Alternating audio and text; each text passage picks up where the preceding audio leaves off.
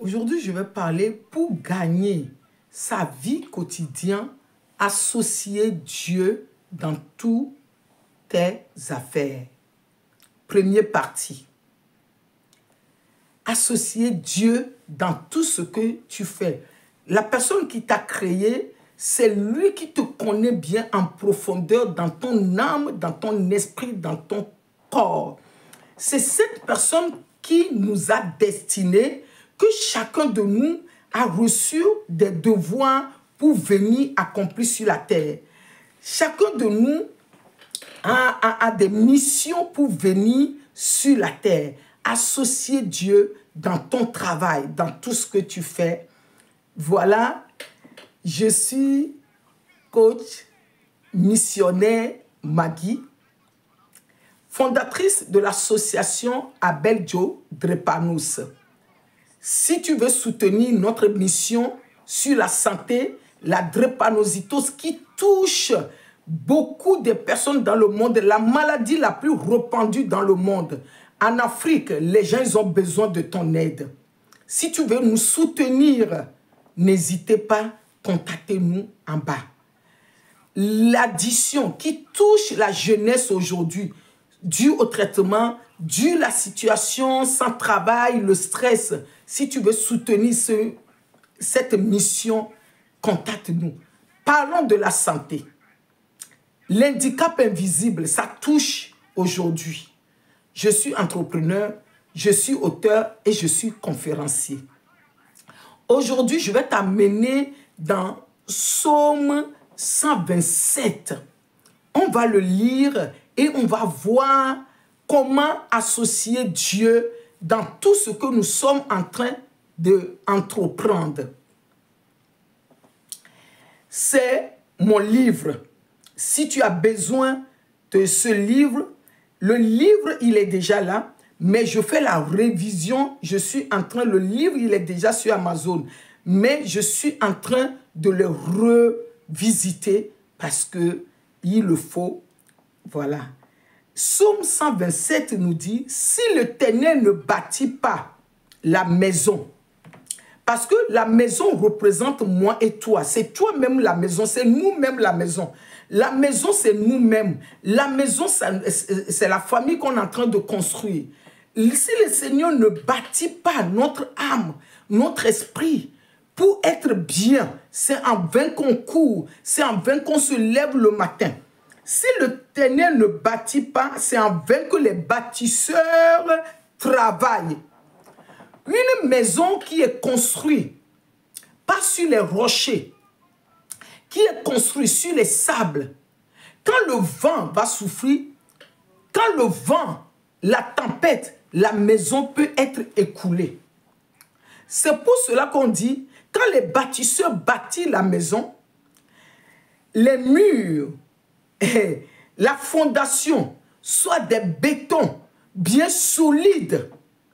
La dernière fois, nous avons vu ce genre de choses qui s'est passé au Togo. Quelqu'un qui a construit plus de 5 étages, toute la maison est coulée. Parce que la fondation n'était pas solide. C'est comme ça aussi notre vie. Nous devons revenir construire nos maisons sur les rochers qui est notre Créateur. C'est lui qui nous connaît mieux. Nous devons lui questionner à tout ce que nous devons faire pour voir est-ce que ce que je vais faire, est-ce que je suis aligné à ce qu'il m'a confié de venir accomplir sur la terre. C'est la question qu'on ne se pose pas. Cette question, on ne demande pas. On fait des choses en fonction de ce que les autres font. Si l'Éternel, Dieu, ne garde pas la maison, les gardiens peuvent être devant la maison, mais les voleurs peuvent venir voler. Mais si les anges, les gardiens, Dieu garde une maison, même dans le monde spirituel, les gens vont voir qu'il y a le gardien. Parce qu'il y a beaucoup de situations qui enlèvent les gardiens sur notre vie. Il y a beaucoup de comportements qu'on fait parce que ce sont des choses que je vais parler dans troisième partie. Oui, on fait des choses qui nous empêche d'enlever ce gardien-là. Nous devons réclamer nos gardiens tous les jours, de veiller sur notre vie, de veiller sur notre vie. On dit envers les sentinelles. C'est quoi les sentinelles? Celui qui a reçu la mission de gardien veille. Chacun de nous a des sentinelles. Et c'est en vain. C'est en vain que vous levez très tôt le matin. C'est en vain que tu te lèves très tôt le matin. C'est en vain que tu dis, oh, je vais faire telle entreprise, je vais faire comme l'autre, je vais bombarder les choses dans les réseaux sociaux, je vais faire ceci. Mais si ce n'est pas aligné à ce que Dieu te dit, c'est en vain. Mais si c'est aligné à ce que Dieu te dit, les hommes peuvent te combattre. Les hommes peuvent te faire la guerre. Les gens vont chercher à te détruire. Mais quand c'est dans le plan de Dieu, quand c'est dans l'intérêt de Dieu, c'est là que Dieu va être avec nous. Et je fais partie, parce que moi-même, quand j'ai reçu le message, quand je suis en train de le préparer, je me suis dit, je suis dedans. Je suis dedans. Et dans notre enfance, on a vu, les gens se lèvent le matin, les gens travaillent dur, on dit le travail dur, le travail forcé, mais la personne ne gagne rien. La personne est endettée, la personne ne sait pas. Mais il y a des gens qui travaillent. Tu vois la personne même, tu dis, oh, est-ce que la personne là, est-ce qu'elle a quelque chose? Mais cette personne gagne. Moi, j'ai vu un ouvrier ici en France, ouvrier. Le monsieur, il a donné à une pasteur 40 000 €.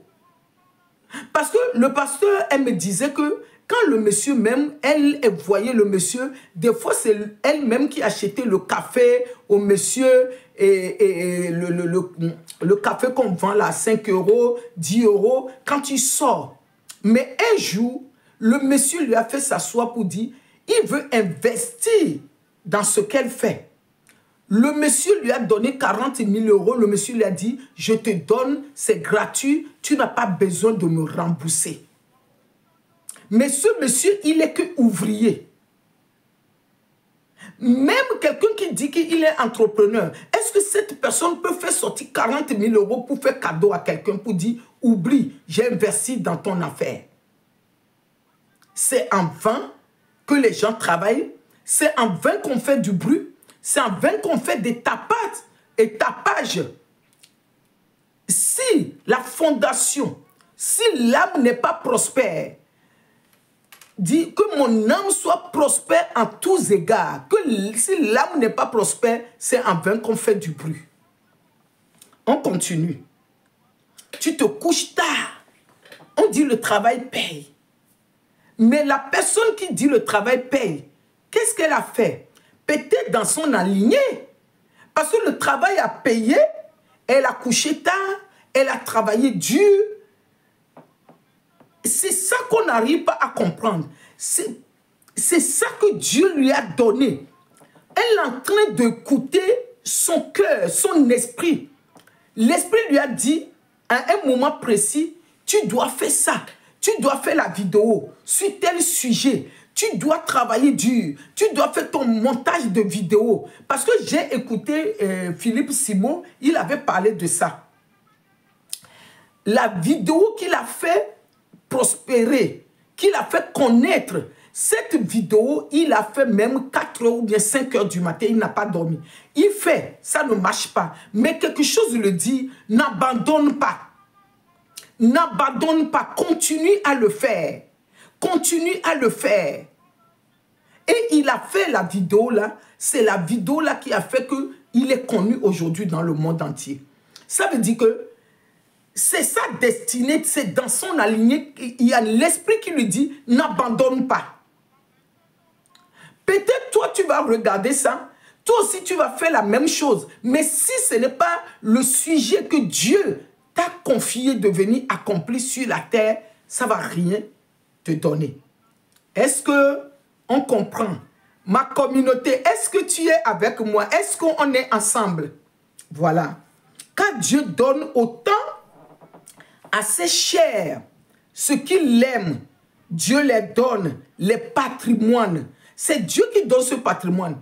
Parce que le patrimoine ne veut pas dire que je n'ai pas beaucoup d'argent. Non, Dieu peut te confier un patrimoine qui est une mission de s'occuper aux certaines personnes sur la terre. C'est aussi ton patrimoine. C'est dans ça que tu auras la paix du cœur. C'est dans ça que tu te sens bien. C'est son patrimoine. Est-ce que ce matin, est-ce que ce soir, à midi, là où tu es en train de me regarder, tu peux demander ton patrimoine à Dieu? Moi, ce matin, je réclame mon patrimoine. C'est quoi mon patrimoine que Dieu m'a confié pour venir accomplir sur la terre? Je veux vivre ce patrimoine. Je veux vivre. Parce que quand tu es en train de faire ce que le Seigneur t'a confié, tu n'es pas agité.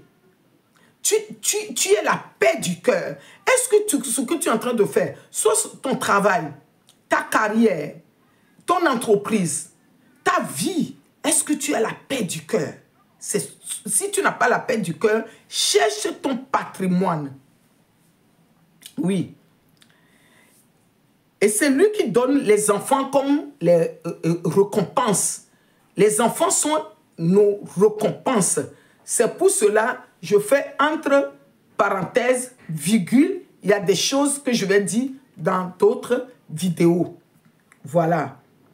Et c'est lui qui bénit la main d'un guerrier. Quelqu'un qui me dit, je vais à la guerre, j'ai vaincu ce combat. Mais ce n'est pas de ta force, ni ta puissance.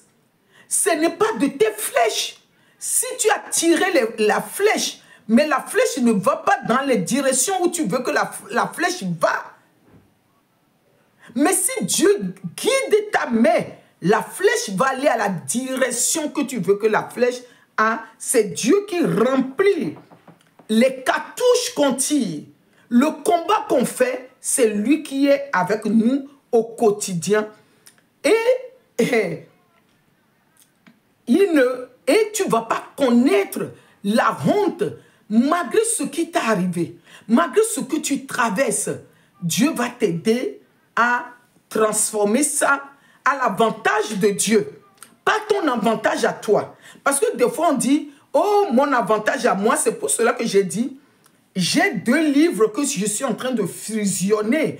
Parce que ce livre-là parle de l'avantage de Dieu. L'avantage de Dieu, parce qu'on ne va pas dire, connaître et tu ne vas pas connaître la honte, ça va dans l'avantage de Dieu. C'est là que Dieu te guide, que Dieu te ouvre des portes, les portes que toi-même tu n'imagines pas, ce que même toi-même tu ne pensais pas à faire. Dieu t'amène à faire ce qui dépasse toi-même ton entendement, ce qui dépasse même tes études. Tu arrives à faire quelque chose que les gens vont dire, tu as fait quelle étude? Je dis, le directeur de Parafama, je ne sais pas si, il faut que je lui demande, si en 2024-2025, là, s'il est encore directeur. Il m'avait invité au restaurant à Paris.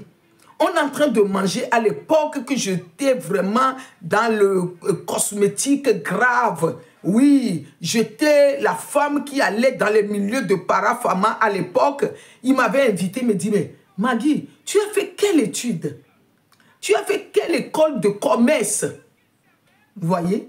Tu as fait quelle école de commerce? Il m'avait posé la question. Il m'avait offert un bon plat à Paris, dans un endroit. Voilà, à l'époque, on ne pensait pas à faire des vidéos comme aujourd'hui, à faire les selfies, tout ça. Il me posait la question, tu as fait quelle école de commerce? C'est Dieu. C'est Dieu qui m'a mis dans son école de commerce.